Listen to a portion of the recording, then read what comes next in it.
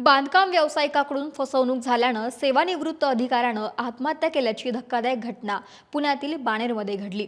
नरेश उमाकांत महाजन असं आत्महत्या केलेल्या सेवानिवृत्त अधिकाऱ्याचं नाव। महाजन महावितरण कंपनीमधून सेवानिवृत्त झाले होते। त्यांनी त्यांची जमीन बिल्डर जयंतीलाल ओसवाल यांना विकसित करण्यासाठी दिली होती। करारानुसार महाजन यांना सदनिका देणं बंधनकारक होतं, मात्र ओसवाल यांनी दीर्घकाळ टाळाटाळ केल्यानं महाजनांना नैराश्य आलं होतं। त्यामुळे आत्महत्या करत असल्याचं महाजनांनी लिहिलेल्या सुसाईड नोटमध्ये म्हटलंय।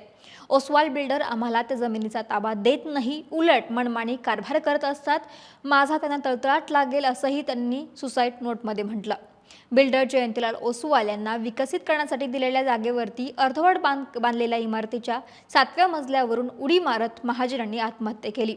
फसवणूक आणि आत्महत्येस प्रवृत्त केल्याप्रकरणी बिल्डर जयंतीलाल ओसवाल आणि ऋषभ ओसवाल यांच्या विरोधामध्ये गुन्हा दाखल झाला असून जयंतीलाल ओसवाल यांना अटक करण्याची मागणी आता महाजन यांच्या कुटुंबियांनी केली आहे। या प्रकरणाचा अधिकचा तपास सध्या पोलीस करतायत।